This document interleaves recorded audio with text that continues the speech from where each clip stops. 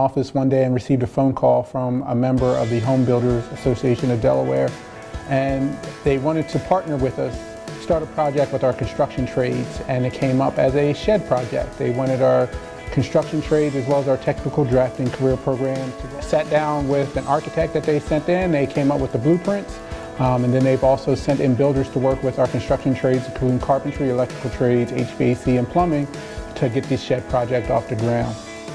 That right now, all the builders that we talk to do not have enough skilled labor out there. And so we see this as a great opportunity to get local kids involved in the industry so that they can become part of this industry when they graduate.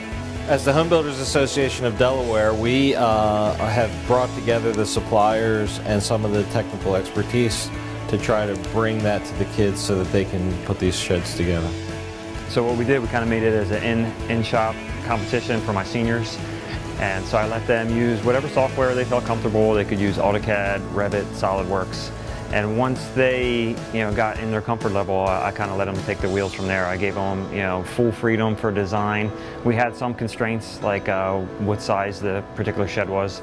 But other than that, they could come up with any type of design that they wanted. I want to go into mechanical engineering field, and specifically, it is nice to know how plans work and how an actual project is made, so I have that knowledge when I go into college and bring that into the field I want to go into.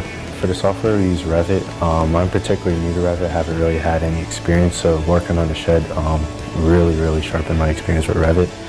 One day, I think it was this past fall, we had professionals come in, one from each field, and we all sat down together and we collaborated to figure out what we wanted to be in the shed and how it was all going to fit, and just to get all the kinks out of it.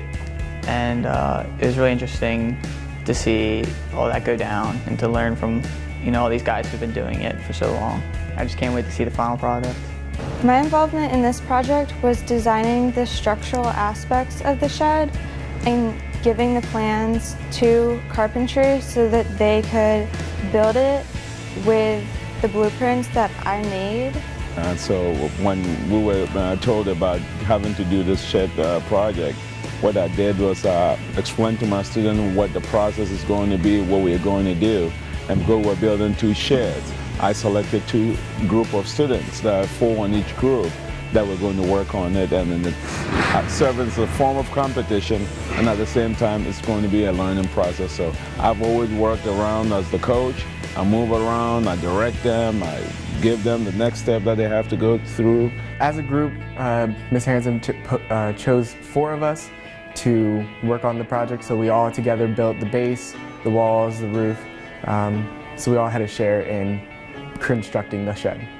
The first project that we've done as a group, it kind of shows us how being in the workforce will be, working in maybe small groups or even bigger groups. My involvement with the home show project was working with my group, and we basically did the framing for the shed. So we constructed the shed from top to bottom, which gave other career areas a chance to get in there. I learned a lot while working on the home show project. I learned how to put in windows.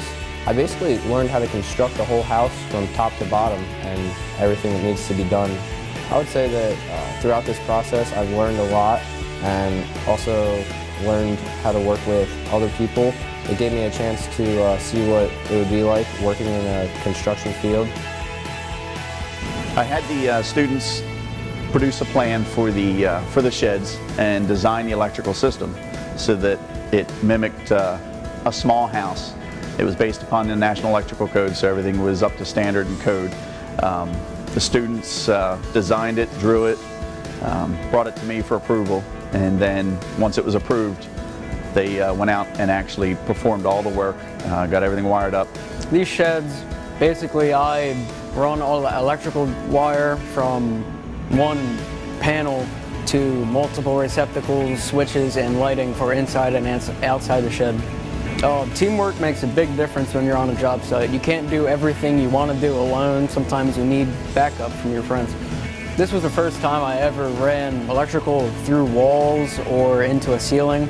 So I had to overcome certain things like drilling and stapling wires up through the ceiling. Basically what I did was I took out, I kind of drilled the holes out for the different pipes and I put it in the drain pipe, put in all the water lines on both of the sheds.